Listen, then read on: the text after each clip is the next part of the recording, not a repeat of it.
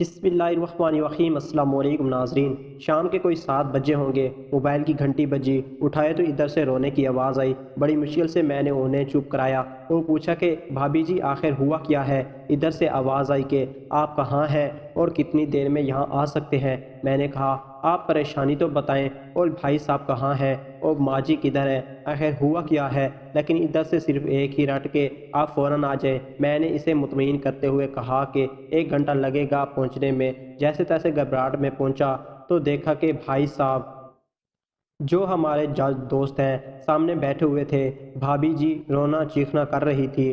14 سال کا بیٹا بھی پریشان ہے اور 9 سال کی بیٹی بھی کچھ کہہ نہیں پا رہی۔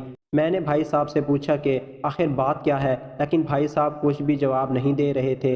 پھر بھابھی جی نے کہا یہ دیکھیں طلاق کے کاغذات کورٹ سے تیار کرا کر لائے ہیں، مجھے طلاق دینا چاہتے ہیں۔ میں نے پوچھا یہ کیسے ہو سکتا ہے؟ اتنی اچھی فیملی ہے، 2 بچے ہیں، سب کچھ سیٹل ہے۔ پہلی نظر میں مجھے تو یوں لگا کہ یہ مذاق ہے، لیکن پھر میں نے بچوں سے پوچھا آپ کی دادی کدھر ہے؟ تو بچوں نے بتایا پاپا انہیں 3 دن پہلے نوئیڈا کے اولڈ ایج ہوم میں شفٹ کر آئے ہیں۔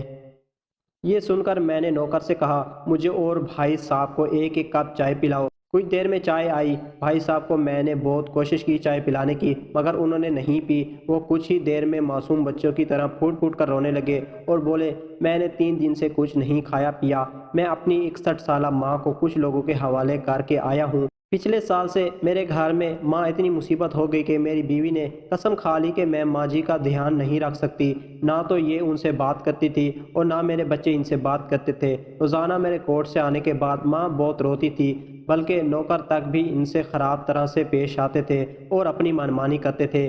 ماں نے 10 دن پہلے مجھ سے کہہ دیا تو مجھے اولڈ ایج ہوم میں ڈال دے۔ میں نے بہت کوشش کی پوری فیملی کو سمجھانے کی، لیکن کسی نے ماں سے سیدھے منہ بات تک نہیں کی۔ جب میں 2 سال کا تھا تب ابو جان کا انتقال ہو گیا۔ ماں نے دوسروں کے گھروں میں کام کاج کر کے مجھے پڑھایا لکھایا، اس قابل بنایا کہ میں آج ایک جج ہوں۔ لوگ بتاتے ہیں کہ ماں دوسروں کے گھر کام کرتے وقت بھی کبھی بھی مجھے اکیلا نہیں چھوڑتی تھی۔ اس ماں کو میں آج اولڈ ایج ہوم میں چھوڑ آیا ہوں۔ میں اپنی ماں کے ایک ایک دکھ کو یاد کر کے تڑپ رہا ہوں جو انہوں نے صرف میرے لیے اٹھائے تھے۔ مجھے آج بھی یاد ہے جب میں میٹرک کا امتحان دینے والا تھا تو ماں میرے ساتھ رات بھر بیٹھی رہتی تھی۔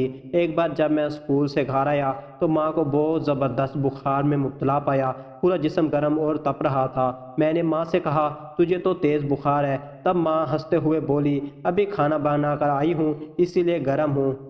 لوگوں سے ادھار مانگ کر مجھے یونیورسٹی سے LLB تک پڑھایا، مجھے ٹیوشن تک نہیں پڑھانے دیتی تھی کہیں میرا وقت برباد نہ ہو جائے۔ کہتے کہتے رونے لگے اور کہنے لگے جب ایسی ماں کے ہم نہیں ہو سکتے تو اپنے بیوی اور بچوں کے کیا ہوں گے؟ ہم جن کے جسم کے حصے ہیں آج ہم ان کو ایسے لوگوں کے حوالے کر رہے ہیں جو ان کی کسی عادت اور کسی بیماری کے بارے میں کچھ نہیں جانتے۔ جب میں اپنی ایسی ماں کے لیے کچھ نہیں کر پایا تو میں کسی اور کے لیے بھلا کیا کر سکتا ہوں؟ آزادی اگر اتنی پیاری ہے تو ماں اتنی بوجھ ہے تو میں پوری آزادی دینا چاہتا ہوں۔ جب میں بغیر باپ کے پل گیا تو یہ بچے بھی پل جائیں گے، اسی لیے میں انہیں طلاق دینا چاہتا ہوں۔ میں اپنی ساری پراپرٹی ان لوگوں کے حوالے کر دوں گا اور خود بھی اس اولڈ ایج ہوم میں رہ لوں گا، وہاں کم سے کم ماں کا ساتھ تو رہے گا۔ میری ماں میرا گھر ہونے کے باوجود اگر اولڈ ایج ہوم میں رہنے کے لیے مجبور ہے تو پھر مجھے بھی شاید کچھ عرصے بعد وہیں جانا پڑے گا۔ ابھی سے ماں کے ساتھ رہتے رہتے میری عادت بھی ہو جائے گی اور ماں کی طرح تکلیف تو نہیں ہوگی۔ بھائی جتنا بول رہے تھے اس سے بھی زیادہ رو رہے تھے۔ باتوں میں رات کے 12:30 ہو گئے۔ میں نے بھابھی جی کی جانب دیکھا تو ان کا چہرہ پچھتاوے کے جذبات سے بھرا ہوا تھا۔ میں نے ڈرائیور سے کہا چلو بھائی ہم لوگ ابھی فوراً اولڈ ایج ہوم چلتے ہیں۔ بھابھی جی، بچے اور ہم سب اولڈ ایج ہوم پہنچ گئے۔ بہت زیادہ منت سماجت کرنے کے بعد گیٹ کھلا۔ بھائی صاحب نے گیٹ کیپر کے پیر پکڑ لیے اور بولے اندر میری ماں ہے، میں اسے لینے آیا ہوں۔ چوکیدار نے پوچھا کیا کرتے ہو صاحب؟ بھائی صاحب نے کہا میں ایک جج ہوں۔ اس چوکیدار نے کہا جہاں سارے ثبوت سامنے ہیں تب بھی آپ اپنی ماں کے ساتھ انصاف نہیں کر پائے تو اوروں کے ساتھ کیا انصاف کرتے ہوں گے صاحب؟ اتنا کہہ کر ہم لوگوں کو وہیں انتظار کرنے کا کہہ کر وہ اندر چلا گیا۔ اندر سے ایک عورت آئی جو وارڈن تھی۔ اس نے بڑے زہریلے انداز میں کہا 2 بجے رات کو آپ لوگ انہیں گھر لے جا کر کہیں جان سے مار دیں تو میں اللہ کو کیا جواب دوں گی؟ میں نے وارڈن سے کہا بہن آپ یقین کیجئے یہ لوگ بہت پچھتاوے میں ہیں، इस पर वो मुझे उनके कमरे में ले गई। कमरे में माँ की कैफियत देखकर लफ्ज़ों में बयां करना मुश्किल है। सिर्फ एक फ़ोटो जिसमें पूरी फैमिली थी। माँ वो फ़ोटो अपनी बगल में लिए जैसे किसी बच्चे को सुला रही थी। मुझे देखा तो उससे लगा कहीं बात ना निकल जाए, लेकिन जब मैंने कहा कि हम लोग आपको लेने आए हैं तो सब ही जज्बाती होकर एक दूसरे से लिपट कर रोने लगे।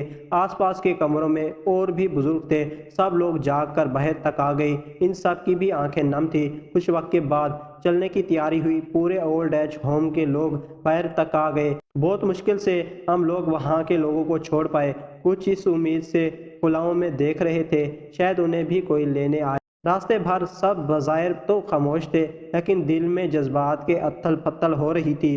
घर पहुँचते पहुँचते करीबन 3:45 हो गए। अब भाभी जी भी अपनी खुशी की चाबी कहाँ है ये समझ गई थी और मैं भी घर चल दिया। लेकिन रास्ते भर में वो सारी बातें और मंजर आंखों में घूमते रहे। माँ सिर्फ माँ है, माँ को मरने से पहले ना मारे। माँ हमारी ताकत है, इसे कमज़ोर ना होने दें। अगर वो कमज़ोर हो गई तो हमारी रिवायात और हमारी तहजीब की रीढ़ की हड्डी कमज़ोर हो जाएगी, और बिना रीढ़ की हड्डी का समाज कैसा होता है ये किसी से छुपा हुआ नहीं।